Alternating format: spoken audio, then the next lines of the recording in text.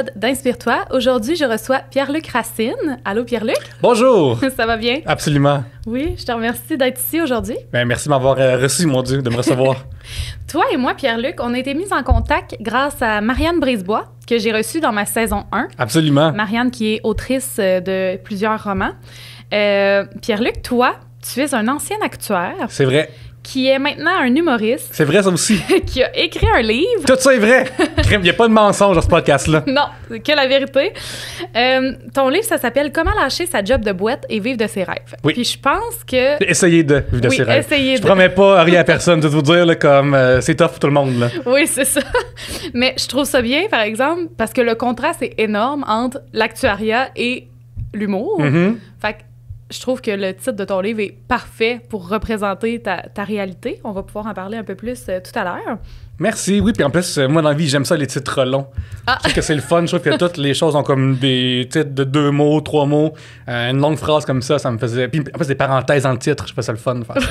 C'est vrai, hein? Ouais. Ça fait différent. Donc, avant qu'on commence, je vais te demander de te présenter, études, carrière actuelle et tout ça, puis on va se lancer dans le vif du sujet. My God, je me croirais comme dans Love Story dans le temps à se présenter. Là. Bonjour, Pierre-Luc Racine, et je veux être dans le loft, et voici pourquoi. Je m'appelle Pierre-Luc Racine, j'ai été actuaire pendant 10 ans. Ça veut dire que j'ai fait mon bac en mathématiques, mon Dieu, spécialisé en sciences actuarielles. Fait que j'ai été actuaire avec ça, des examens post-universitaires vraiment compliqués et super plates. Là-dedans, en parallèle, en 2011, j'ai démarré le podcast 3 bières. Oui. On a duré pendant 11 ans après. Ça m'a amené aux Oliviers, mais ça m'a aussi amené à parler à d'autres artistes.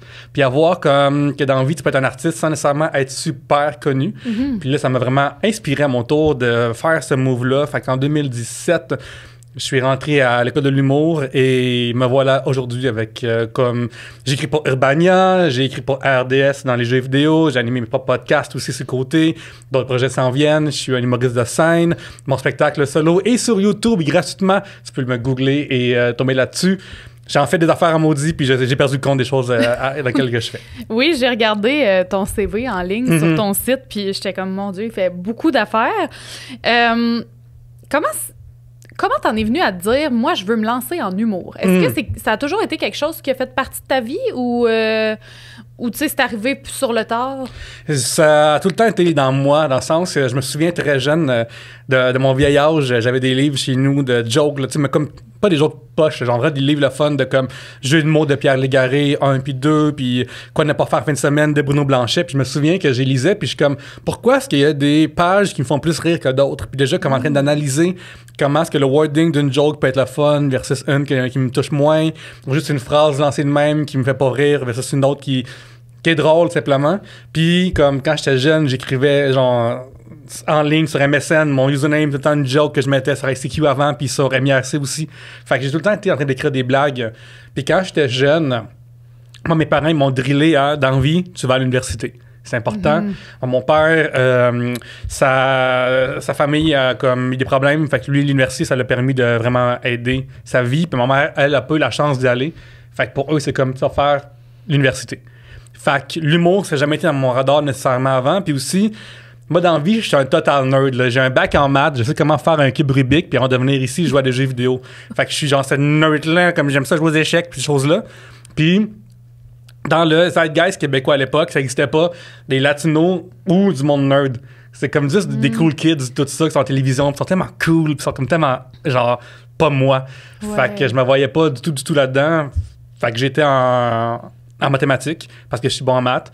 Puis je me suis ramassé vraiment comme sur le tard à faire « Hey, j'aime pas ça où je travaille, je m'emmerde, j'haïs ça, ça me rend triste. » Puis je peux pas passer comme 30-40 ans à être triste de même 40 heures semaine.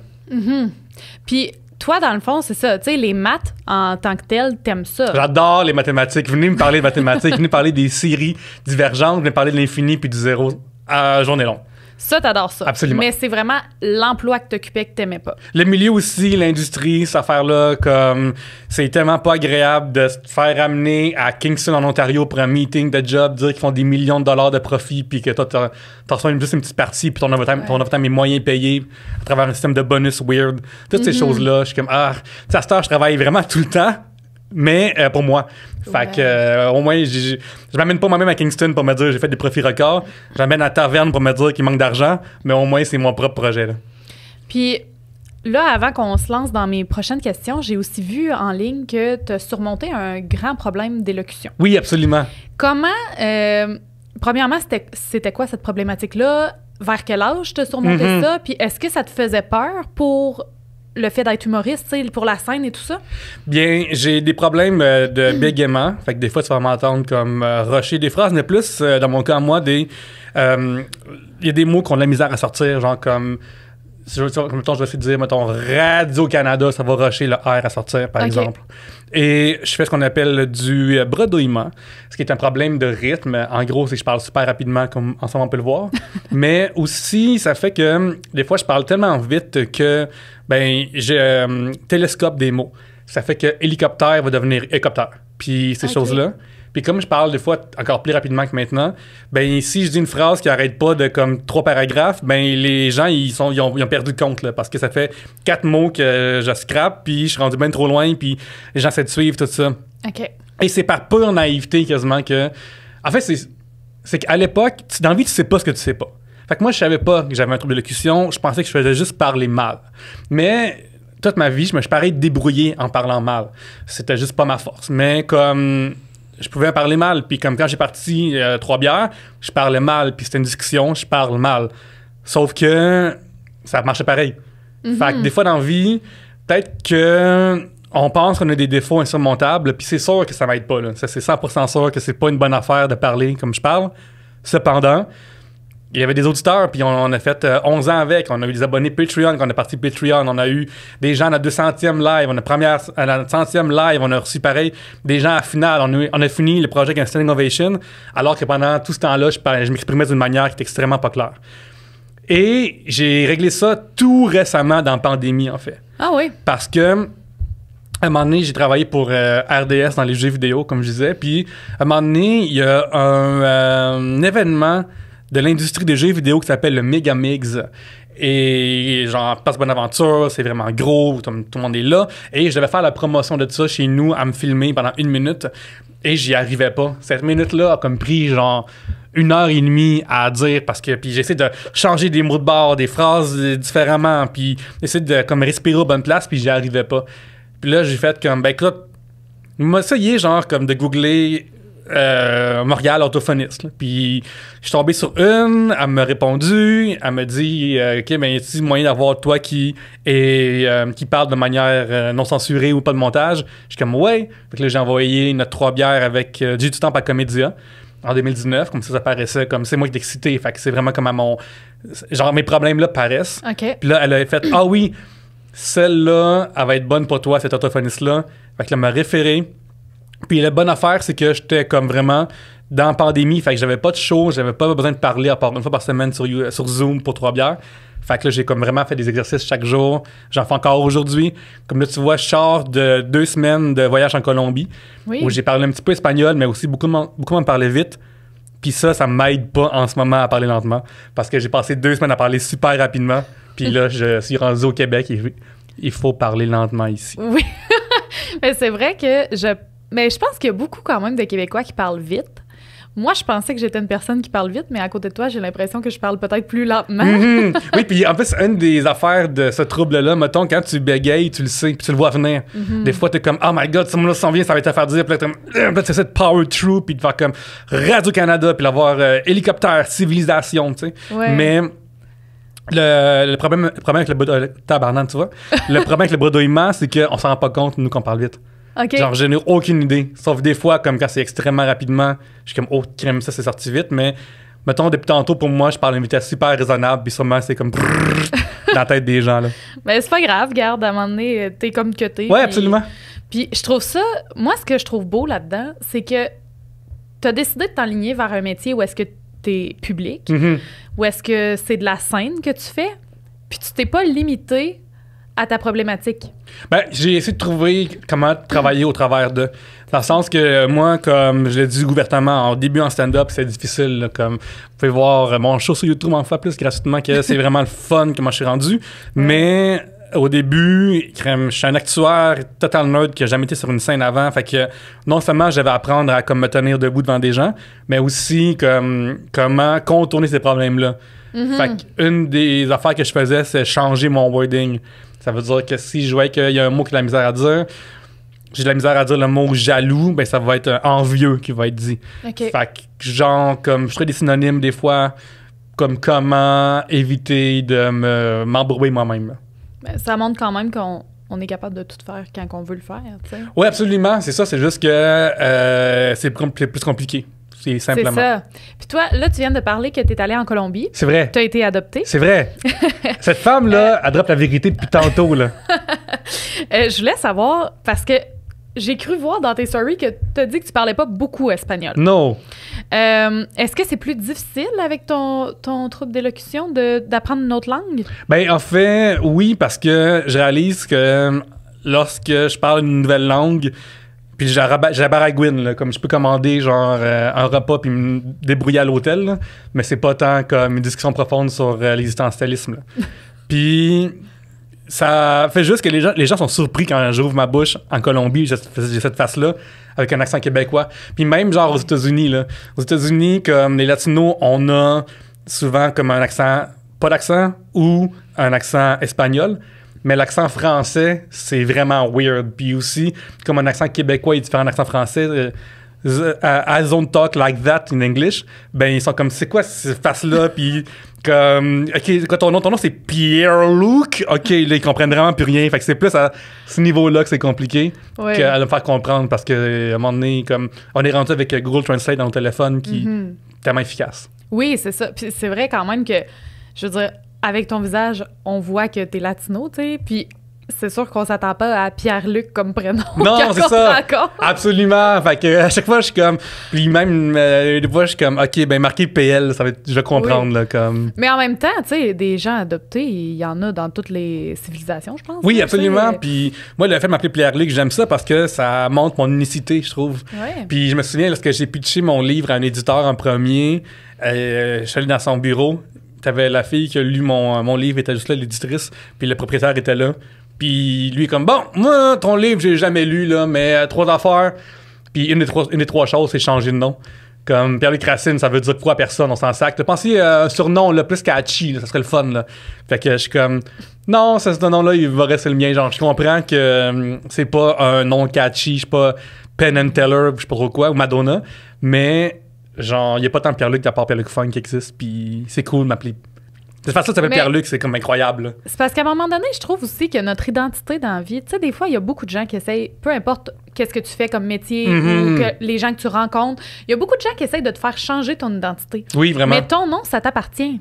Puis tu sais, oui, tes origines sont latino, mais t'es aussi québécois. Tu sais, pourquoi ces deux parties-là de toi ne peuvent pas coexister? Dans le sens que tu peux très bien venir de la Colombie, être né là-bas. T'sais, je sais pas si tu connais tes parents biologiques ou non, mais avoir tes parents ici, adoptifs, qui sont tes parents. Ouais, ma mère vient de la Beauce, là, mon père. Genre, quand je fais pas attention, j'ai Argent puis d'Argère, comme. Ouais, c'est cette face-là qui fait ça, puis je trouve que c'est comme beau, puis le fun, puis différent, mais je pense que dans ce que tu viens de dire, ça, c'est une fun de vieillir, c'est de faire, hey, c'est quoi, je suis de même. Tu sais, peut-être que plus jeune, je faisais vraiment attention à comme, OK, là, il va falloir que j'appelle quelque part pour commander une pizza. Les gens auraient juste à me faire répéter, puis les autres vont trouver ça comme un peu gênant, tout ça. Puis après, je suis comme, hey, je vais juste répéter, puis c'est pas plus grave que ça. Non, ben c'est ça. Mais je trouve ça beau que tu puisses être toi-même avec un mix de cultures, si on peut dire. On peut pas être autre chose, anyway. Comme même si je voudrais être une autre affaire que moi, je sais pas comment je le ferais. Je peux pas être un Irlandais de 1820 qui comme son monocle puis qui commence à brasser sa bière. Je suis pas cette personne-là. Fait que je peux pas émuler un Japonais de l'époque féodale. Je peux pas faire ça. Même si je voulais, ça serait comme difficile plus que 10 minutes. Là. Comment ça s'est passé? Parce que là, à quel âge t'as lâché l'actuariat? À 33, 34. 33, oui. OK, 33. Puis toi, t'as quel âge en ce moment? J'ai de 39 ans en ce moment. 39 ans, parfait. Fait que, mettons, lâcher sa job stable dans la trentaine, tu sais, mettons, début trentaine, t'as pas les mêmes responsabilités, on va dire, que quand t'es ado chez tes parents, puis que tu vas à l'école et tout ça. Tu sais, de ce que je comprends, c'est qu'un actuaire, ça gagne quand même un bon salaire. Moi, je connais absolument rien de l'actuariat. Là. OK, ben, juste dire un instant que c'est la même manière que les joueurs de hockey font de l'argent. Dans le sens que ceux qui sont dans la NHL puis qui sont comme au top de la patente font vraiment, vraiment de l'argent. Mais en dessous, les gens font un salaire respectable. Comme moi, j'avais mon ex-femme, j'étais marié, j'ai genre plusieurs vies différentes en arrière de moi, là. Mais elle était fonctionnaire, puis elle faisait plus d'argent que moi, là. Fait que je faisais juste bien, là. Fait que comment, justement, ça va amener à ma question, comment tu fais pour lâcher une job à cet âge-là, où est-ce que tu as des responsabilités, tu dois payer ton loyer, manger, tout faire tes trucs, rencontrer tes paiements, puis rentrer à l'école. Tu sais, je comprends qu'il y a des prêts étudiants, mais ça a été quoi, toi, ton parcours? Avais-tu mis de l'argent de côté avant? Premièrement, tu claires tes dettes. Ouais. Genre, si t'as pas de dette, c'est fun en maudit parce que là, tout ce que tu reçois est à toi, puis t'as pas d'argent qui coule de tes poches constamment, qui non seulement sert à payer comme un capital, mais aussi de l'intérêt qui va juste dans le beurre complètement. Ouais. Fait que le premier move, c'est de clairer ses dettes. J'aurais jamais pu faire ça endetté. Numéro 2, on réduit ses dépenses. Pour de vrai, là, à un moment donné, quand moi et mon ex-femme, on a vendu notre triplex, ça me coûtait 800$ vivre. Là. Comme 800$ vivre, tout. Là. Genre l'épicerie, Internet, mon sel, puis genre l'appart, puis l'électricité, puis l'hydro. Là. Fait qu'à 800$, comme si je fais 200$ par semaine, j'ai réussi à garder ma tête au-dessus de l'eau. Je suis pas en train de dire que je suis en train de comme dépenser comme la vidéoclip de rap là, avec sur des aux danseuses, mais comme à 800$, ça se faisait. Ouais. Comme fait que c'est ça. Genre, c'est vraiment réduire sa dépense le plus possible. Puis dire radio confort, habiter dans très petit. J'ai viré minimaliste aussi, par hasard, en fait. Puis j'ai fait comme, wow, OK. C'est genre vraiment le fun d'avoir moins d'objets. Ça fait moins d'affaires à dépousseter puis à nettoyer. Mais ça fait aussi moins d'affaires à acheter, moins d'objets à combler. Puis, fait que c'est vraiment, vraiment comme réduire sa dépense au maximum. Puis, les abonnements en ligne, genre faire le ménage de tout ça, puis habiter dans plus petit, ça fait vraiment une différence. Ça chauffe moins, c'est moins cher. Fait que j'habitais dans tellement petit que, à un moment donné, moi et mon ex, on s'est séparés, puis on a gardé l'appart à deux. On vivait dans 600 pieds carrés à deux. Puis on l'a séparé en deux, l'appart. Fait que moi, dans ma chambre, j'avais ma télé, mon divan, mon bureau qui était là, puis mon lit dans 300 pieds carrés. Puis il fallait que j'enjambe mon divan pour m'asseoir, pour regarder la télévision ou jouer à un jeu vidéo. Puis c'est ça qu'il fallait. C'est ça qu'il fallait. Puis j'étais pas malheureux dans si peu, finalement. Genre, en ce moment, j'ai déménagé, puis je paye plus cher parce que j'habite tout seul. Mais j'aurais adoré vivre dans 300 pieds carrés. C'est vraiment mon affaire.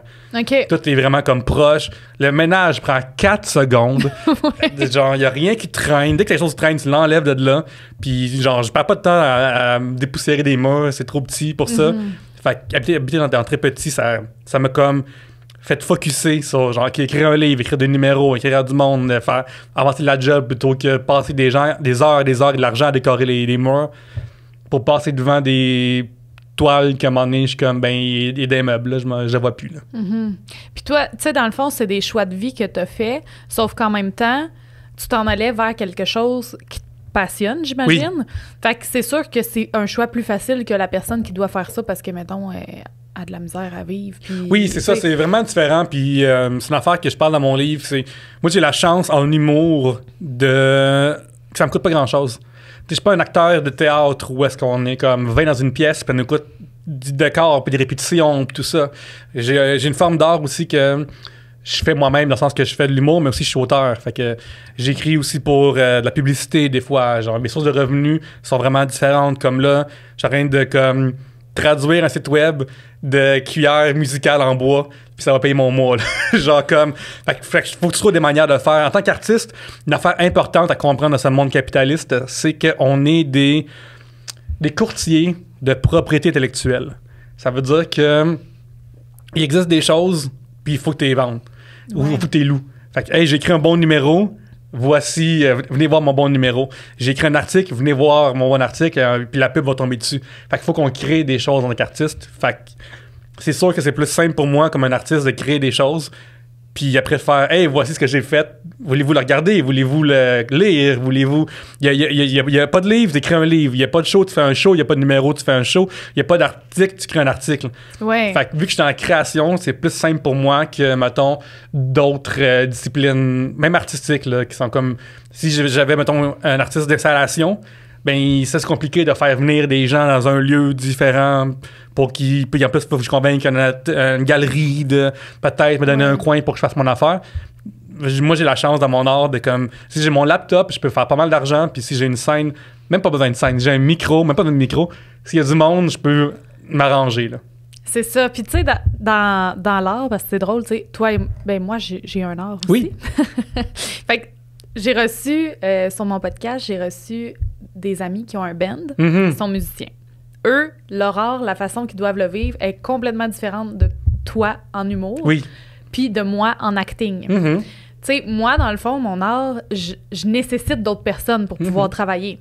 Toi, t'es libre de dire, moi, je me monte un show, je fais mes affaires. Tu sais, c'est sûr que je peux le faire aussi, mais c'est fou comment, justement, en art, tu peux avoir 1000 façons différentes de travailler, puis 1000 façons différentes qui vont t'apporter un revenu. Fait que c'est intéressant de voir les perspectives entre différents artistes, Mm-hmm. parce qu'on finit quand même par se comprendre dans notre monde créatif, mais en même temps, on comprend toutes pas notre réalité parce qu'on a toutes des réalités différentes, tu sais. Je pense que l'affaire la plus importante quand t'es un artiste, c'est de pas attendre après le téléphone. Ah non, c'est Parce sûr. que c'est juste ça. Comme, comment est-ce que je peux faire mes propres affaires? Tu sais, on est assis ensemble, c'est parti un balado, ça te crée, mon Dieu, des credentials, ça te crée genre d'expérience Oui. d'animation, de recherche. Puis c'est sûr qu'il y a personne dans la vie qui a 100% ce qu'il veut, là. Fait que des fois, de temps en temps, j'écris une affaire plate, puis ça va être ça parce qu'il faut que je paye les billes. Puis des fois, de temps en temps, tu vas devoir acter dans une crème intime pour la fourche. Mais c'est toi parce qu'il faut que tu payes ton bill, puis ça paye genre une couple de mille faire ça en plus en publicité. Mm-hmm. Mais je pense que, fait que des fois, il y a des compromis à faire quand t'es un artiste juste pour payer les billes. Mais je pense qu'il faut que tu vois ça comme une bonne affaire. Ouais. C'est juste l'expérience de plus. Genre comme, oui, peut-être que si t'es un musicien de band metal, ça tente pas de jouer dans des mariages, mais fais une toune vers la fin du show, puis passe des cartes d'affaires, fais du networking, parle à des gens, tu vas t'arranger avec. Là, comme, je pense qu'en tant qu'artiste, si tu veux survivre, c'est aussi comme comment est-ce que je peux tirer mon épingle du jeu, puis prendre les contraintes, puis les virer comme des bonnes choses. Oui, puis aussi participer à des projets différents. Tu sais, si tu mets tous tes œufs dans le même panier, comme toi, si c'était seulement, exemple, tu voulais juste faire de l'humour sur scène, point. Oui. Ben, tu te limites beaucoup. Versus, là, tu te dis, ben moi, t'as eu envie d'écrire un livre, t'as écrit un livre, t'écris pour d'autres gens. Tu sais, fait que ça t'ouvre des horizons, t'as plus de trucs que tu peux faire. Fait que veux pas, si une journée, mettons, un mois, tu fais aucun show, ben c'est moins stressant, en tout cas, parce que tu le sais que t'as d'autres sources de revenus. Oui, genre, j'ai tellement de cordes à mon arc qui est rendu une harpe, là. Ouais. Genre, vraiment, j'en fais des affaires, puis l'affaire, c'est qui est fou, c'est qu'on sait jamais l'affaire qui va marcher. Tout ça, surtout en 2024, on est rendu qu'Internet, c'est rendu un sac à contenu, là. Oui. Là, t'es rendu du contenu, ça fait que ta pièce de théâtre, puis ta toune, puis ton album, ça devient du contenu qui s'en va contre un podcast qu'il y a des doutes demandent à une influenceuse leur body count, puis un chat qui a un sombrero. Puis toute cette affaire-là devient la même affaire, puis la même genre de blob, puis toi, il faut que tu mettes ton art là-dedans. Fait que c'est comme logique en 2024 de juste faire plein d'affaires différentes, puis de juste te faire entendre. Puis aussi, je pense qu'en tant qu'artiste, une affaire super importante, c'est de compter ton histoire. Ouais. Il y a souvent, comme des bons artistes, ça manque pas, là. Mais des bonnes histoires, puis des bons raconteurs de propre histoire, ça, il en manque. Fait que, comme, avec ton histoire, tu peux comme faire parler de toi, puis les gens se rappellent de toi quand tu comptes ton histoire, je trouve. C'est vrai, t'as raison. Puis aussi, juste, ça revient à tantôt, être soi-même. Mm-hmm. Si t'essayes de faire quelque chose qui ne fit pas avec toi, ça sert tellement à rien parce qu'en bout de ligne, tu sais, c'est comme si t'as un mauvais chapeau, là, oui. Tu sais. Ouais, moi, dans la vie, là, je m'adresse pas, genre, aux gens cool dans la vie, là. Moi, genre, je suis pas comme le dude qui est comme, ah ouais, regardez comment est-ce que je suis tellement cool, nanana. Moi, je m'adresse aux petits nerds comme moi, qui sont comme dans leurs affaires eux-mêmes, puis ils pensent beaucoup trop, puis ils réfléchissent à beaucoup d'affaires, puis, tu sais, comme sur scène, je suis pas non plus, je suis pas ton cousin phoné, parce que je suis pas le cousin phoné dans la vraie vie. Fait que je suis quelqu'un qui réfléchit à des choses, qui a envie de dire ces choses-là, puis je pense que ça paraît à travers, comme mes articles, à travers n'importe quoi que je fais, tout le temps comme de quoi qui est pas tant spontané, mais c'est ça que je suis non plus. Ouais. Aussi, même. Puis, tu sais, dans le fond, le processus là, de l'école de l'humour, là, parce que là, tantôt, tu sais, je t'ai dit, mettons, là, t'as parlé d'éliminer les dettes pour être capable d'aller à l'école. J'imagine que t'avais un emploi comme étudiant entre ça ou tu travaillais pas du tout? Non, je travaillais pas du tout. J'ai réussi avec la vente de mon triplex, moi et mon ex, on a comme mis l'argent de côté Puis, comme je t'ai dit, on avait vraiment mis nos dépenses là, comme sont vraiment basses. Genre, aller à la taverne, ça n'existait plus. Là, on va acheter de la bière au dépanneur puis pas dans le parc, là, comme les itinérants en hiver. Là. Ça va être ça la vie. Puis, je me souviens aussi m'être dit qu'à l'école de l'humour, dans ce milieu-là, c'est tellement compétitif qu'il faut travailler fort. Puis moi, c'est là que mon background d'acteur m'a servi. C'est d'apprendre à échouer, apprendre à travailler, apprendre à se casser les dents, puis essayer de comprendre qu'est-ce qui marche et ce qui marche pas. C'était vraiment tough comme bac à faire un bac en mathématiques. Il y avait des cours qui n'avaient même pas de nombres, juste des lettres grecques et des concepts. Là. Puis des sommes à l'infini qui existent un epsilon plus grand que telle affaire, l'élément des naturels qui montre que telle affaire. Mais ça m'a appris à comme passer mon temps seul à étudier puis à faire des exercices. Puis c'est la même chose que je fais aujourd'hui. Et genre, tantôt, je rentre chez nous puis je continue à écrire par moi-même, à changer des phrases de bord puis essayer de trouver ce qui est le plus drôle possible pour mon prochain numéro. Là. Puis je pense que, tu sais, des fois, les gens vont dire, ben là, t'as fait ça pour rien. Tu sais, mettons ton bac en actuariat, mais pas du tout, là. Dans la vie, il y a rien. Moi, je dis tout le temps, les études, là, tu sais, mettons, aller à l'école, là, ce n'est jamais perdu. Même si tu changes complètement de carrière, un jour, il y a une chose de ce que tu as appris qui va te servir pour ton autre carrière. Des fois, aussi, on apprend des choses qui sont pas dans le cursus. Des fois, on apprend que, on est impatient. On apprend que moi, je travaille bien dans du bruit. Moi, je travaille bien dans un café. Moi, je travaille bien dans une bibliothèque. Moi, je travaille bien quand je suis dans un show de métal qui crie en arrière. Là, je peux me concentrer. Des fois, les choses qu'on apprend sont pas dans les livres. C'est ça. Et en vieillissant, il faut qu'on les saisisse, ces choses-là, qu'on fasse comme, OK, comment je peux tirer ça à mon avantage à ce temps que je sais ça de moi? Et en plus de ça, comme tu dis, ben, hey, j'ai des études en histoire romaine. Ben, crème, c'est super intéressant. Tout le monde est down d'entendre l'histoire romaine. Ben oui. Fait que parle-en. Non, c'est sûr. Puis, ça se passe comment, le processus de rentrer à l'école de l'humour? Tu sais, j'imagine, ça doit ressembler un peu au conservatoire. Faut que tu fasses une audition? Ou... Oui, en fait, moi, j'ai fait le profil auteur parce que c'était juste moins d'un an et moins cher. Fait moins d'un an d'études? Oui, c'est ça. Comme le profil d'humoriste de scène s'appelle création humoristique. OK. Lui, il dure 2 heures et se termine... 2 ans, pardon. 2 heures, ça serait un petit peu cher pour 16 000 $. Et ça termine par une tournée. OK. Moi, j'ai fait auteur qui prend 9 mois environ et se termine par un stage. Fait que dans mon stage, j'ai écrit pour Prière pour envoyer fleurs, notamment. Et fait que c'est ça. Fait que comment ça marche, c'est mettons moi mon affaire ça a été en premier tu t'inscris. Fait que il faut que tu envoies un monologue et un sketch. OK, ensuite, un monologue filmé là? Non, comme un texte. OK. Fait que t'envoies le texte d'un monologue, t'envoies un sketch écrit. Moi je l'avais envoyé, après ça fait un petit bout déjà, t'avais une entrevue. L'entrevue, en fait, ils veulent voir plusieurs choses. Ils veulent voir si t'es sérieux, mais aussi si t'es là pour apprendre. Parce que souvent, le plus gros obstacle d'un artiste, c'est son ego. Puis il y a des gens qui viennent, surtout au début, tu sais pas ce que tu sais pas dans la vie. Fait qu'ils savent pas qu'ils sont pas si bons que ça. Fait que des gens, ils viennent en disant « Hey, moi, ils vont me dire que je suis bon. Ils vont me dire que je suis tellement bon, je vais devenir une vedette, puis ça va être ça. » Puis l'affaire, c'est que ces gens-là, ben, ils sont extrêmement difficiles à travailler avec parce que ils s'assinent avec les profs, ils s'assinent avec tout le monde. Fait que dans une école, ça... Ils ont l'ego trop élevé, là. Pourquoi t'es à l'école si t'es déjà de shit, là? Comme reste... fais ton parcours, pas besoin de fait qu'ils viennent voir ce genre de choses-là. Puis après, t'avais une journée complète il y a ça un stage qui est une genre d'audition. Le matin, on avait une couple d'épreuves, là. Je me souviens comme une que c'était... écrire des définitions funny d'un objet. Comme t'es capable de voir les choses sous d'autres angles. OK. Comme, mettons, moi, je me souviens, j'avais pris réveil matin, mettons. Puis, j'avais aussi un roast gentil dans le sens comme écrit une intro, écrit autant d'un gala, on présente quelqu'un, ben, tu sais, une blague sur cette personne-là qui est comme comique, mais qui fait pas qu'à servir de bord. Ouais. Fait que, genre... Puis, après, t'avais un brainstorm qu'on inventait une histoire et pour enfants, un film pour enfants, une émission pour enfants. Puis là, seulement là, ils regardent ton attitude. Puis là, t'es comme, shut down pas les idées des autres, et ferme pas. Tu fais oui, et puis hey, c'est une bonne idée, puis je vais faire du pouce ce que tu dis, puis je suis tellement le fun, puis regardez comment est-ce que je travaille bien en équipe. Puis ils sont comme, oh my god, pourquoi ils travaillent bien en équipe, on va mettre de notre bord.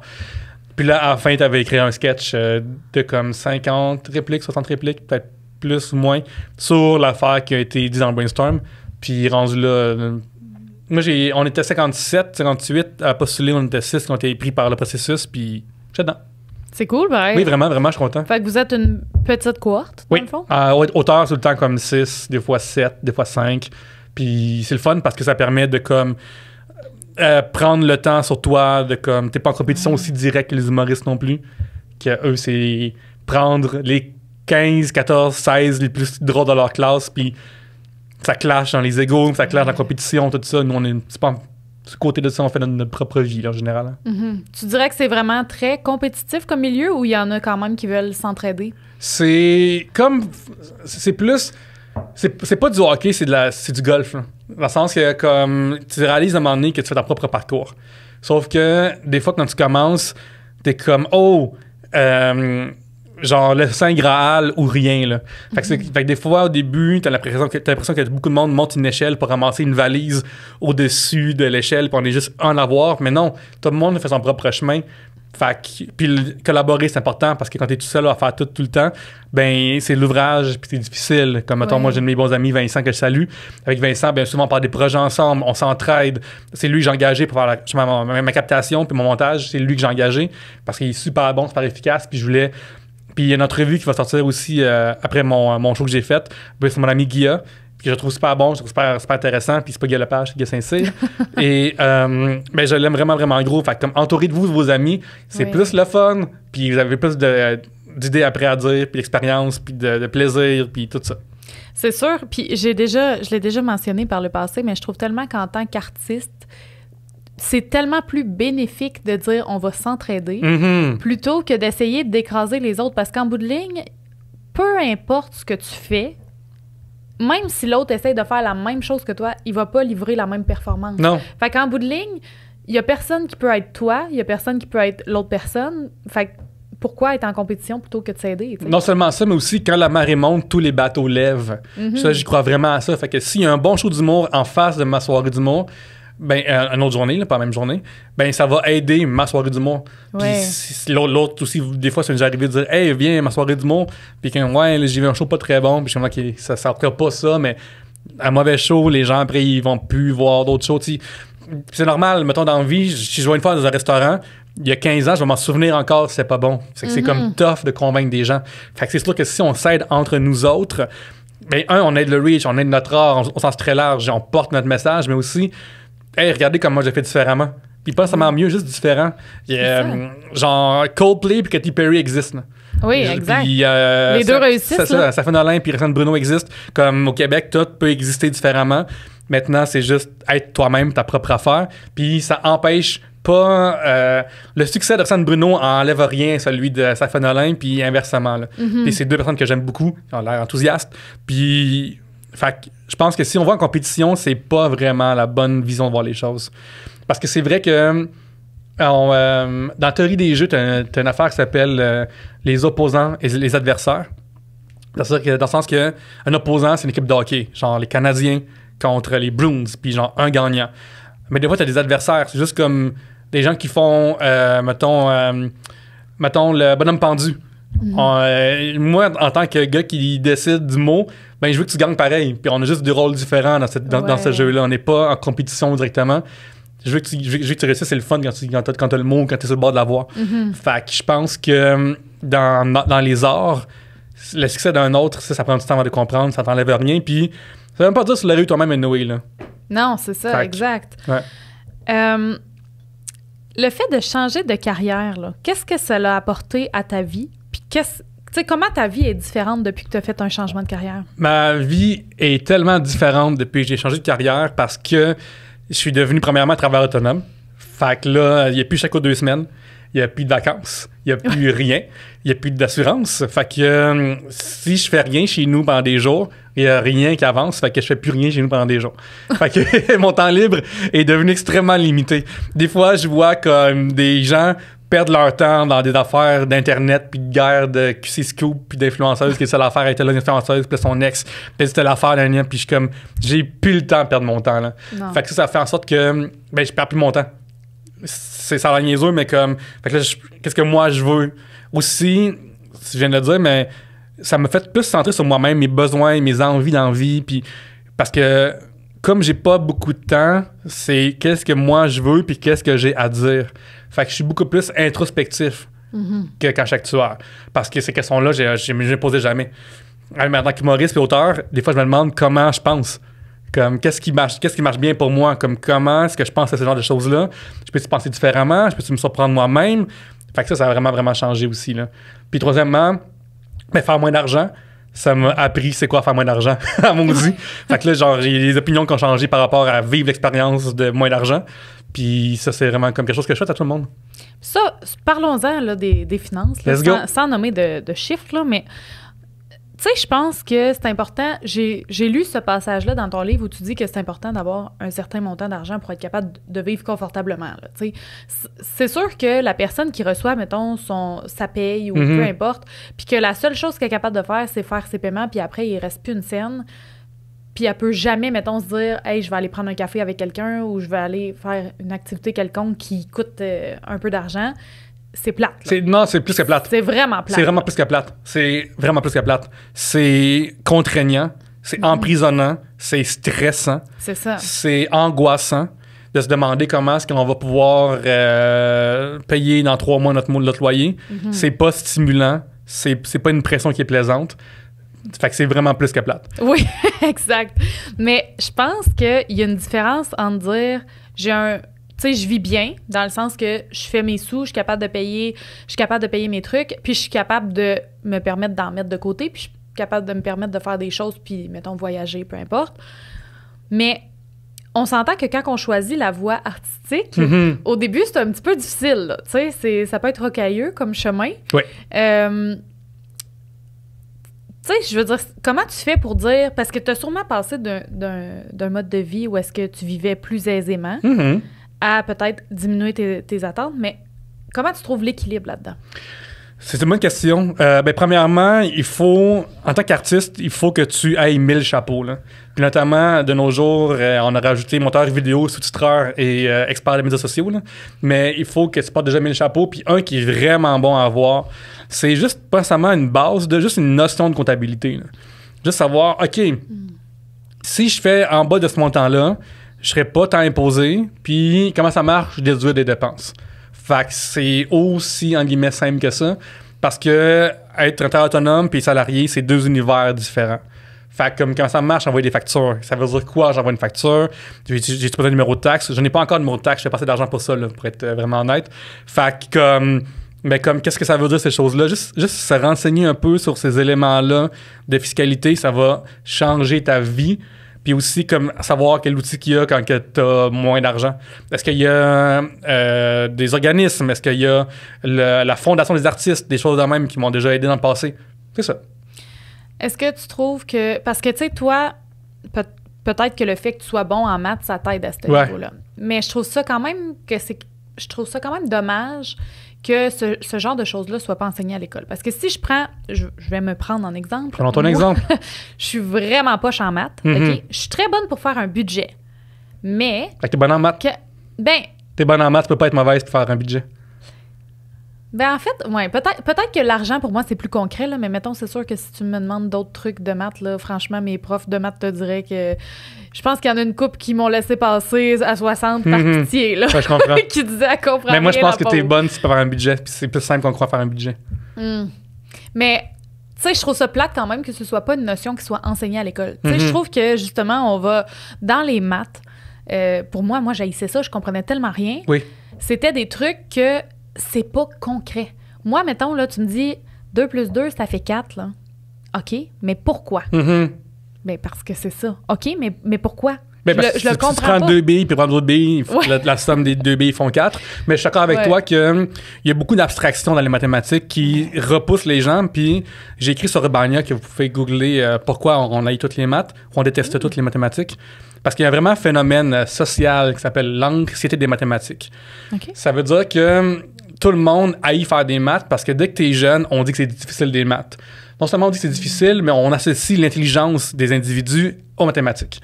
Ceux qui sont bons en maths sont brillants. Par conséquent, si t'es pas bon en maths, t'es stupide. Et personne aime ça, sentir stupide. Fait que tout le monde haït les maths.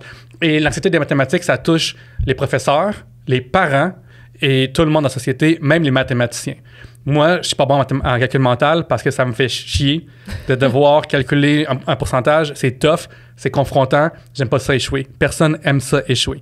Puis l'affaire avec ça, c'est que ça fait que ça se perpétue à l'infini. Mais 2, tu as des discours comme toi, tu viens de me dire, moi je suis comme non, t'es bonne en maths, faire un budget, non, je suis pas bonne pareil. Comme tu viens de me montrer que t'es capable d'être bonne. Mais on est comme drillé qu'on est stupide, puis ça nous confronte vraiment, vraiment trop. Et une affaire pas le fun de ça, c'est que ça touche aussi beaucoup les femmes, parce que ça a été comme attendu qu'un homme soit bon en maths, pas les femmes.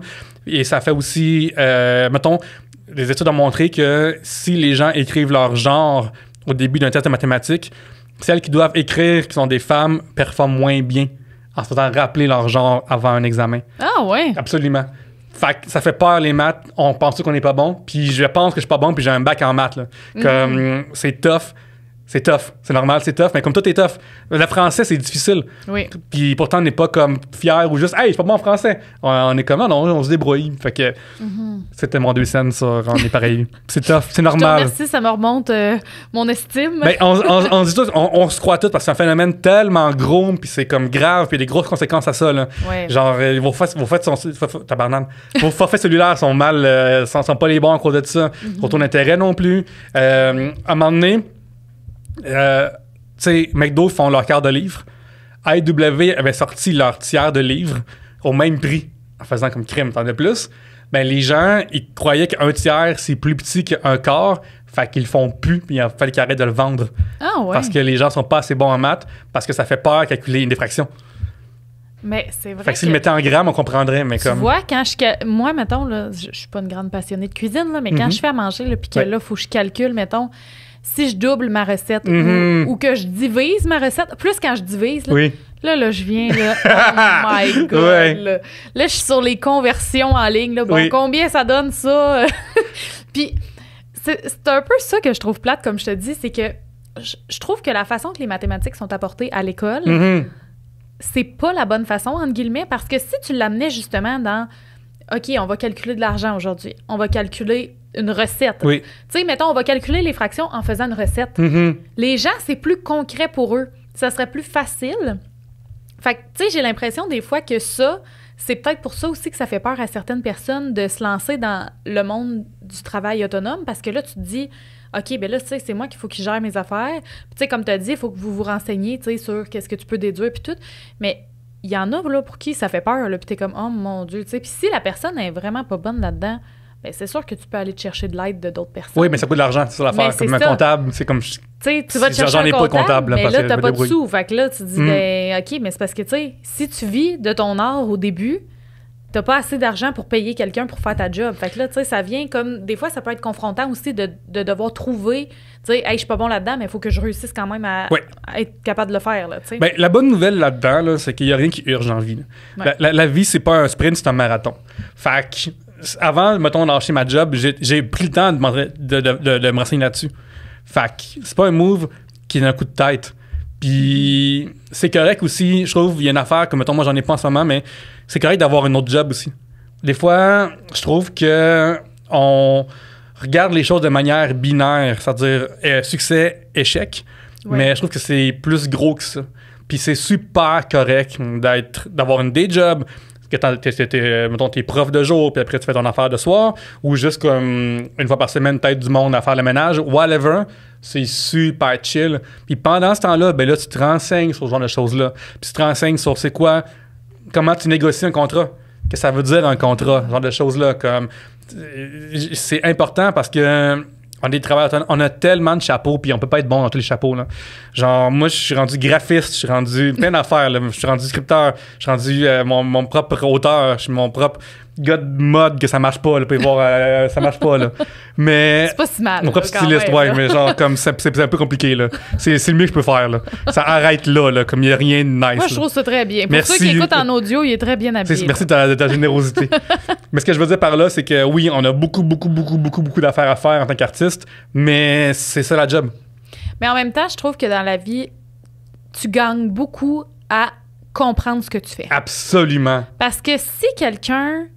Tu sais, mettons que tu fais tout faire par les autres. Même là, tu sais, enlevons les ordres. Poser une tablette, général, tu sais, quelqu'un là, qui dit... moi, j'ai déjà travaillé dans un petit bar, là, mais genre miteux, tu sais. Puis, j'étais, mettons, début vingtaine, peut-être.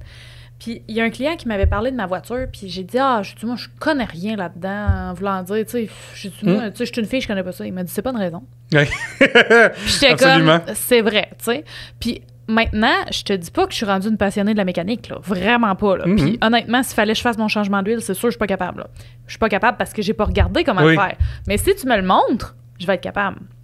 Sauf que j'essaie davantage de me renseigner sur les choses pour me dire, faut que je sois capable de le faire. Puis il y a beaucoup de gens aussi qui partent des business, mettons. Tu sais, ils partent leur entreprise, mais sont obligés de tout faire au début parce que c'est une business.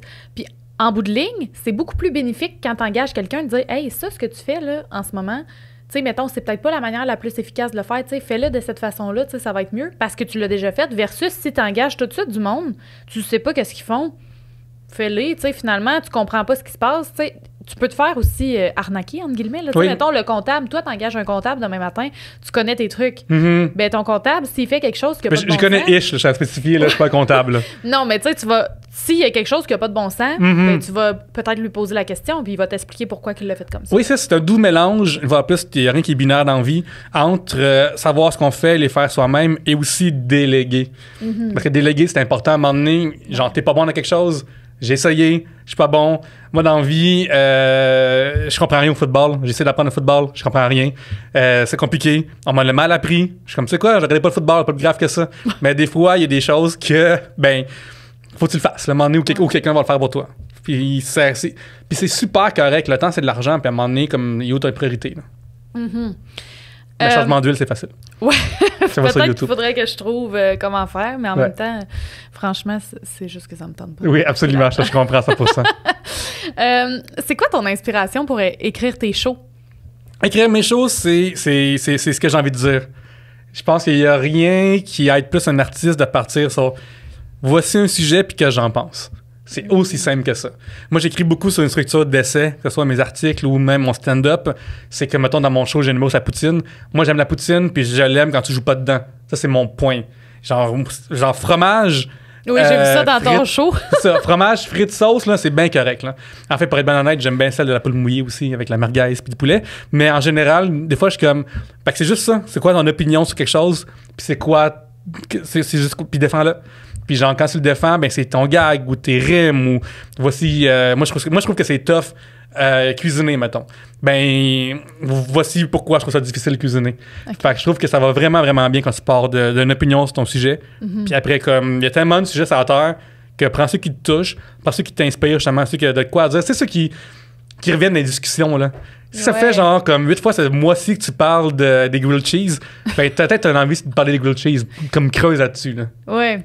Est-ce que des fois, ça t'arrive d'avoir comme une page blanche, puis là, tu te dis, est-ce que tu te forces à écrire sur un sujet X pour te dire, ben là, faut que je sorte quelque chose, puis je réussis pas en ce moment, fait que je vais écrire sur n'importe quoi? Non, en créativité, moi, je trouve qu'une affaire qui va bien pour moi, c'est premièrement parler des sujets, soit de l'actualité ou comme qui me touchent plus, que j'ai d'opinion là-dessus. Si j'ai rien à dire, ce que je suggère puis ce que je fais moi-même, c'est que je pense à la dernière fois où mon humeur a changé drastiquement. Genre, t'étais de bonne humeur, bang, tombé en maudit. T'étais vraiment triste, oh, viré de bonne humeur. Puis comme dans ces moments-là de pure émotion, il se passe de quoi? C'est-tu une tonne qui a joué? C'est-tu, il s'est mis à pleuvoir? Comme, sais-tu, tu mangeais, t'étais à une place vraiment nice, là, ton burger s'en venait, je sais, j'aime ça manger. Puis, tu manges dans ton burger, puis la boulette est froide. Comme, c'est quoi l'affaire qui fait dans la vie? Ouais. C'est quoi l'affaire qui fait oh yeah, puis qui te donne envie de te relever de ta chaise? Fait que c'est comme, je trouve que dans ces moments-là, ça en dit beaucoup sur nous-mêmes. Fait que des fois, penser à ce moment-là, des fois que t'étais vraiment de mauvaise humeur, puis s'est passé quelque chose, puis t'as fait hey, c'est cool finalement, puis t'as bien dormi. C'est quoi ces petites affaires-là qui sont... Fait que tu grattes un peu pour réussir à trouver comme... Mettons, exemple, tu dis, OK, aujourd'hui, j'écris. Oui. Là, tu dis, mettons, t'as rien en tête. Là, tu vas te mettre à penser à ça. Tu grattes, tu dis, OK, j'écris là-dessus aujourd'hui. Oui, qu'est-ce qui a changé mon humeur dernièrement? OK. Est-ce que c'est comme mon voisin qui s'est mis à faire du bruit, je dormais bien, puis c'est arrivé? Ou ça peut être comme une bonne nouvelle qui est arrivée, ou juste... hey, finalement, j'aime ça marcher. Il fallait que je marche dans ma journée, puis il fallait que je marche. Fait que j'écris ça, j'aime ça marcher. OK. Admettons. Est-ce que, tu sais, tu as écrit un livre. C'est vrai. J'ai dit, faut pas, c'est juste des vérités ici. Juste des vérités. Comment ça s'est fait, ce cheminement-là, dans ta tête? Tu sais, comment tu t'es dit, hey, j'ai envie d'écrire un livre, puis j'ai envie de dire au monde, lâchez vos jobs de merde que vous haïssez, là. Oui. Puis comme, allez-y faire ce que vous avez le goût de faire, tu sais. La réponse est extrêmement pragmatique, parce que je suis quelqu'un d'extrêmement pragmatique, on m'a dit. En 2019, je me ramasse en janvier, puis en janvier, tout meurt par rapport à la scène. Les gens vont plus voir de spectacle parce que, ben, un, ils sont pauvres des cadeaux de Noël. Deux, il fait vraiment froid. Puis trois, on a voyagé autour du Québec voir nos familles, là. Là, c'est le temps de rester chez nous. Fait que le cocooning est bien en mode en janvier. Il se passe plus grand-chose pour des gens comme moi. Fait qu'en 2019, je suis comme, qu'est-ce que je vais faire? Faut que je fasse de quoi? La job d'un artiste, c'est écrire sa propre job. Fait que qu'est-ce que je peux faire? Bon, le sujet dont on me parle le plus souvent, c'est que je suis un ancien actuaire, puis maintenant, je suis plus ça. Fait que je vais écrire là-dessus. Visiblement, ça intéresse les gens. Je me suis dit, OK, tu vas faire au minimum 1000 mots par jour pendant 31 jours. Puis au bout de ça, t'as 31 000 mots. Comme, tu vas faire ça. Fait que j'ai foncé tête première. J'ai fait 31 000 mots. Ça a fini à environ 34 pour le premier draft, 36 peut-être. Puis après, j'ai refait ça. La même affaire en 2020. Puis c'est devenu mon livre. Ah ouais.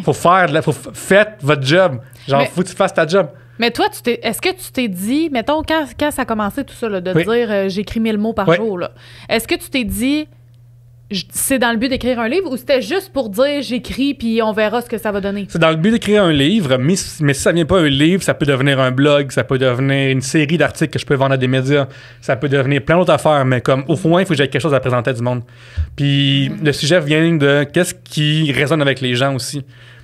Dans le sens, ça fait partie de moi, mais comme si j'avais écrit un livre là, sur comment est-ce que la lutte des années 90 a changé, je pense que j'aurais 42 000 mots à dire, mais j'aurais 3 acheteurs de livres. Fait qu'à un moment donné, il faut que je pense un peu à comme qu'est-ce qui marche, qu'est-ce qui résonne chez les autres, qui vient de moi. Je l'ai nommé tantôt, j'ai commencé la lecture de ton livre. Oui. Je l'ai pas encore terminé, malheureusement, j'ai pas fait mes devoirs. Attends, un champ spécifique, c'est pas un devoir, genre comme... Non. C'est correct. Non, mais c'est un choix que j'ai fait vraiment de le lire, là. De pas le finir? Non, pas de pas le finir. Ça, c'est un choix, je l'ai pas fini. Mais franchement, moi, à date, de ce que j'ai lu, j'adore ça. J'aime la façon que t'as apporté tu sais, comme t'apportes un sujet sérieux, mais en humour, puis dans la simplicité. Je déteste lire un livre, tu sais, de développement personnel ou, tu sais, qui te fait réfléchir, puis que c'est tellement compliqué, là, que tu dis « Ah, moi, je peux pas lire ça avant de me coucher parce que ça me creuse trop la tête. » Ou, tu sais, moi, j'aime ça lire un livre, là, qui te dit « Voici ce que j'ai fait, voici pourquoi, merci, bonsoir. » Tu sais, comme, je trouve ça, c'est ça que j'aime de ton livre, c'est que c'est clair, il y a pas de cassage de tête, t'es pas en train de te dire « Voyons, qu'est-ce que c'est ça? » Puis j'aime aussi les petits dessins et tout ça. Oui, de mon ami Yannick. Oui, c'est ça. Fait qu'en tout cas, ça, les gens, je vous le recommande. Premièrement, merci. Deuxièmement, je trouve que c'est important, puis j'aime ça, écrire comme ça. Des fois, j'en ai parlé, mais je suis auteur pour d'autres choses. Puis là, j'ai un ton plus formel. Mais j'aime vraiment écrire dans un ton conversationnel. Je trouve que j'ai déjà lu des livres aussi qui sont très difficiles à lire, qui sont très comme denses, puis on dirait une thèse. Puis je comprends que l'auteur veut faire ça. Mais moi, ce que je veux, c'est me faire lire, puis faire que les gens comprennent. Puis je trouve ça aussi, dans ton palais de mathématiques, des fois, c'est un obstacle pour beaucoup de gens. Mais la lecture aussi, c'en est un. Puis moi, j'ai pas besoin de prouver à des gens que j'écris bien. Je sais, je peux le faire. Mais ce que j'ai envie d'écrire, c'est comme comment moi je parle, avec comme des fautes comme je viens de faire. Mais aussi, même que des fois, mon éditrice a fait là, c'est un livre, là. C'est pas un article de bagnole, là. On rehausse ça un peu, là. Puis je suis comme, OK, pas de problème, à un moment donné. Mais je trouve ça super important parce que c'est le même que je m'exprime. Fait que c'est comme ça que je vais être à mon meilleur. Puis c'est comme ça que je vais pouvoir être plus clair possible. C'est parce que j'écris comme je parle. Et je trouve ça super important d'avoir des fois, de temps en temps, j'ai des tournants. Puis aussi, qu'un livre, ce qui est le fun, c'est que les gens, ils ont Google, là. Fait que je peux faire une référence super nichée à la saison 1 ou 2 de Misfits UK. Puis si tu veux pas, tu continues ton chemin, puis tu Google, puis tu tombes dans une bonne série télé pendant 2 saisons. Fait que, comme, je peux être moi-même. Une fois plus être soi-même, c'est super important. Oui. Puis là, tu sais, ce livre-là, tu l'as écrit, dans le fond, de ce que je comprends, comme en 2 ans, mais 2 fois... Oui, en 2 batchs. sais, en 2 batchs. Tu as fait ton premier mois d'écriture. Est-ce qu'après, tu as continué à le travailler ou... En fait, ce qui est drôle, c'est que là, en 2020, j'ai envoyé à une maison d'édition que je t'ai parlé, que le boss me dit... là, le gars, imagine le gars les pieds sur la table, c'est quasiment ça avec le cigare dans les mains. Là. Il est comme, non, là, ton nom, ça marche pas. Il m'a dit une deuxième affaire. La deuxième affaire, là, il m'a dit, moi, là, les gens qui achètent des livres, là, c'est des madames qui ont 40 ans. Là. Fait que là-dedans, est-ce que tu t'adresses à des femmes d'en haut de 40 ans?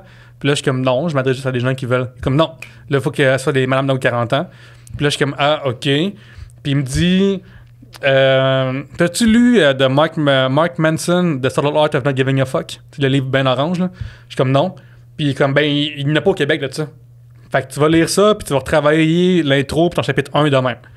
Puis moi, je suis comme, ah, OK, le monsieur qui connaît cette affaire-là dit de faire ça.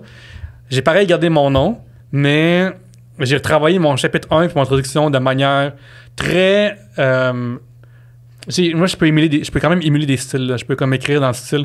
Dans le cas de l'humour, il fallait écrire dans le style de quelqu'un d'autre. J'avais écrit dans le style de Catherine Etier. Là. Je peux comme j'adore son écriture, fait que je peux comme facilement émuler des choses. Mm-hmm. Fait que là, j'ai métamorphosé mon style d'écriture dans celui de Mark Manson, qui est très... Qu'est-ce que tu fais, là? Tu connes ou quoi, là? Genre, comme, arrête de giver des fuck, là, genre. Ouais. Arrête de donner de l'importance à des choses qui sont pas importantes. Réveille, puis arrête d'être épaisse, tu sais. C'est un peu ça, le style de... C'est intense, ça? Ben, c'est comme...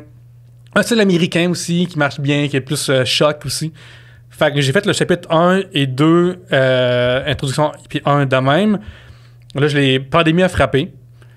J'ai renvoyé mon éditrice, pas de nouvelles. Et là, finalement, elle m'a écrit, ouais, finalement, je vais lire ton propre manuscrit parce que je change de job. La pandémie fait trop mal à notre compagnie. Puis là, ça a comme pris une couple de mois avant que je fasse, hey, ce projet-là, remettons-le sur pied.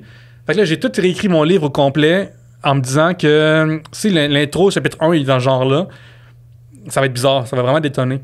Mm-hmm. Fait que là, toute cette énergie-là de Mark Manson, je l'ai tout envoyé au début puis à la fin de mon livre.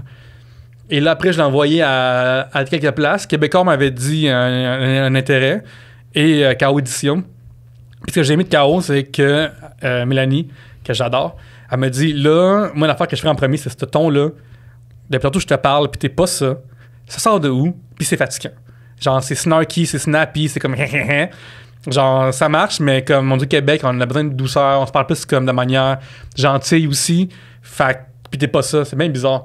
Fait que là, on a tout enlevé cette espèce de gangrène qui s'était mis d'amertume puis d'énergie de comme wake the fuck up pour faire hey, comme une vraie discussion de quelqu'un qui se parle à quelqu'un d'autre. T'as-tu pensé à telle affaire? T'as-tu pensé à ça?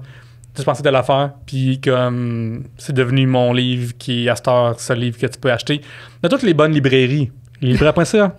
Mais franchement, je trouve que c'est une meilleure façon. C'est une meilleure approche parce que dans la vie, il n'y a pas personne qui aime ça se faire insulter ou se faire... tu sais, même si c'est en lecture, puis le monsieur au cigare, oui. Je sais qu'il n'y avait pas un cigare, là, mais le monsieur en question, tu sais, qui dit que des gens de 40 ans prennent les livres, c'est pas vrai. Juste des femmes d'en haut de 40 ans. C'est ça, je regrette, là, mais maintenant, là...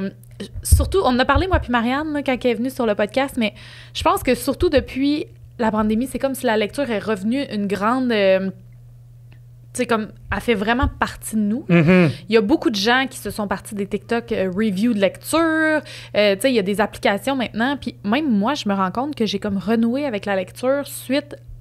Tu sais, au début, on lit... Des fois, on lit pour l'école, tu sais, puis tout ça, comme Marianne, elle disait, elle dit, t'es obligé de lire pour l'école. Mais elle dit, après ça, tu sais, quand tu choisis de lire, ben, tu sais, si le livre, tu l'aimes pas, là... Arrête, t'es pas obligé de le finir, là. Ben, en fait, non seulement ça, mais je dirais aussi aux gens, comme au cinéma, comme dans toutes les formes d'art, trouve celle qui te tente. C'est ça. C'est normal aujourd'hui de dire, hey, mettons, moi, tel genre de cuisine, c'est trop épicé, j'aime pas ça. Mais mange autre chose, on mange autre chose. Si, mettons, moi, je lis pas de romans. Je l'aime, Marianne, mais je lis pas tes livres. Parce que je trouve que c'est pas la meilleure façon pour moi de consommer une histoire. Mais par contre, j'adore lire des essais, j'adore lire des... Mon affaire, c'est des biographies de monde qui ont des jobs spéciaux. C'est super niché, mais genre j'adore comme quelqu'un qui a une job bizarre ou juste une job puis il me parle de toutes les affaires en arrière qui se passent. Pas besoin d'être espionnage, juste comme à un moment donné, j'ai lu un livre d'un gars qui travaille dans un hôtel. Puis il parle de quand ça marche l'hôtel, puis l'hymne de l'hôtel, tout ça. J'adore ce genre de livre-là. Fait que trouve ton affaire à toi. C'est ça. Puis tu consommes-le à l'infini. Ça peut être des bandes dessinées, c'est super cool, lire des bandes dessinées. Ben oui. C'est vraiment nice. Mais un peu comme je te disais, tu sais, moi, les livres de développement personnel, ça va beaucoup plus me chercher un livre comme le tien, qui est écrit dans une façon que j'ai l'impression d'avoir une discussion avec quelqu'un qui me fait quand même réfléchir, mais qui m'apporte ça en douceur, puis de manière simple, versus il faut que je commence à sortir le dictionnaire à chaque 3 mots. Tu sais, c'est comme... Ça me rejoint, moi. Parce que des fois, il faut se demander aussi en tant qu'artiste pourquoi on fait les choses, puis pour qui. Puis, à un moment donné, on les fait pour nous et pour les autres. Fait qu'il faut qu'il y ait une rencontre au centre. Et ça fait que si ton truc est trop hermétique ou on comprend pas ce qui se passe, ben les gens peuvent pas rentrer dans ton univers. Non, c'est ça. Est-ce que c'est toi, là, dernièrement, est-ce que tu as fait des shows? Est-ce que tu as des shows qui s'en viennent? Oui, absolument. Tous les mardis, au Patrick's Pub, dans le quartier latin. Au Patrick's Pub, excuse-moi. OK. Fait que c'est un pub irlandais. Okay. Alors, la bière va être juste 7 $ la pinte. C'est comme un miracle de nos jours. Mon Dieu. Venez voir ça. Et tous les premiers mercredis du mois à La Prairie ou Saint-Paul, on fait des shows d'humour vraiment nice. C'est vraiment cool, ça. Est-ce que c'est toi qui s'occupe de booker tes shows maintenant? Ou... Absolument. OK. T'as pas d'agent pour l'instant? Non, je fais tout moi-même. Fait que je fais le graphisme, je fais les events Facebook, je fais l'animation, je fais le booking. J'arrive d'avance pour m'assurer que le son marche bien. Puis, c'est ça. Puis, vu que c'est récurrent, c'est tout le temps le même show? Ou... Non, c'est tout le temps différent. Fait que j'écris tout le temps des nouvelles jokes, des nouveaux invités à chaque fois. Fait que venez voir ça. Venez à ma soirée d'humour, surtout à La Prairie puis au Patrick's Pub. On a des réguliers, là. Eux, ils viennent à chaque semaine puis on a un show différent chaque semaine. C'est cool, ça, vraiment, vraiment. Puis comment ça... Tu sais, dans le fond, c'est vraiment un échange avec les gens. Tu sais, c'est une petite place, j'imagine. Moi, je connais pas ça, cette place-là. Oui, le Patrick's Pub, c'est quand même un lieu petit. Fait qu'on a quand même une forme de proximité avec l'auditeur, les spectateurs. Fait que c'est vraiment, vraiment le fun. Le Saint-Paul, à La Prairie, il est vraiment plus grand. Il me fait large à même. Puis comme courir d'un bord à l'autre, c'est épuisant. Mais ce qui est le fun, c'est que là, ça crée une énergie de feu. Puis comme le format est différent aussi. À La Prairie, je reçois 3 invités qui font 20 minutes chacun. OK. Fait qu'eux, ils ont le temps de s'installer pour une plus longue histoire. Puis ils ont souvent aussi une notoriété un peu plus accrue qu'au Patrick's Pub où c'est vraiment le fun parce que t'as 5 humoristes. Fait là, t'es sûr que s'il y en a un qui était moins, ben après 8-12 minutes, il est plus là, puis on veut un autre. Puis moi, à mes shows, j'ai programme souvent comme une équipe de baseball. Dans le sens que le premier, c'est un coup sûr. Il va amener, genre, ça sera pas tant de délire parce que le show, il n'est pas encore rendu au délire nécessairement. Le deuxième, il va comme capitaliser là-dessus, il va être encore meilleur. Le 3, il amène tout le monde CB, puis 4, puis 5, là. C'est des home runs, des home runs, des home runs, puis c'est vraiment le fun. Ah, mais c'est cool. Fait qu'on tire déjà à notre fin. Non! Maudit! Mais qu'est-ce qui s'en vient pour toi? Là, t'as des shows. Quoi d'autre? C'est ça. Ben là, on est rendu à la date que ça sort, que je peux en parler. J'avais annoncé que Yannick Bézil, les mois de 3 bières, le podcast Les Contenudistes devrait être sur le bord de sortir. Si c'est pas déjà fait, googlez ça. De nos jours, tout est rendu du contenu. Et nous, on est des experts du contenu. Venez voir ça. On a reçu des invités comme Jay du Temple, Stéphane Fallu, Preach. On a reçu plein de monde le fun de même. Le but de ce podcast-là, c'est de nous faire rire entre nous autres. Fait que c'est un podcast niaiseux, qui est le fun. En ce moment même, tu peux peut-être voir que j'ai sorti le podcast, le Manger de maths, que je parle de mathématiques dedans. L'épisode 1 parle de la secte de Pythagore. Pythagore avait une secte et c'était weird. Personne n'en parle assez. Fait que venez écouter ce podcast-là, les Manger de maths. Mais pour rien manquer de tout ça, ben suivez-moi sur Instagram, Pierre-Luc, Pierreluc, TikTok, le Pierre-Luc, Pierre-Luc Racine sur Facebook. Sylvestre sur Threads, ça marche encore Threads en avril, on sait pas si ça marche encore. Moi, je me suis jamais embarqué là-dedans. Bon, fait que c'est sur Threads, viens voir, mais je dompe aussi beaucoup mes idées qui viennent à travers la journée. Fait que c'est beaucoup de shitposting sur Threads. Mais ça, venez sur Instagram, TikTok, abonnez-vous à nos choses. On est des artistes, toi et moi, très indépendants dans la vie. Oui. Fait qu'on a besoin de votre support pour faire les choses. Voyez mon show sur YouTube. Humoriste québécois, pas d'interrogation. Je vais mettre, dans le fond, comme d'habitude, toutes les informations de Pierre-Luc. Puis je vais mettre le lien pour ton show. Même aussi les endroits, je vais les nommer là, dans la description si vous avez envie d'aller voir ces shows en live. Mm-hmm. Allez voir des shows en personne. Pour de vrai, surtout d'humour, parce que c'est tout le temps différent. Parce que vu que l'humour, c'est super inclusif dans le public et dans le show, ça fait qu'il y a des moments qui sont coupés au montage, des galas ou tout ça. Et il y a quelqu'un qui tousse, qui rit bizarre, qu'il y a... Tu sais, genre, dans mon show, ce qui est le fun, c'est qu'il n'y a pas grand monde, puis c'est voulu parce que c'est une petite salle. Ouais. Mais aussi, c'est que t'entends les « ben voyons », puis les « ah non », puis « ben comme t'entends ces petites affaires-là, des « ah » en arrière. On a vraiment une texture le fun dans mon show parce que c'est même une soirée d'humour. Fait que venez voir ça en personne, ça vaut vraiment la peine. Oui, l'art en soi, moi, je trouve que c'est toujours meilleur en personne ou, exemple, les films au cinéma versus quand tu l'écoutes chez toi, c'est pas du tout la même expérience.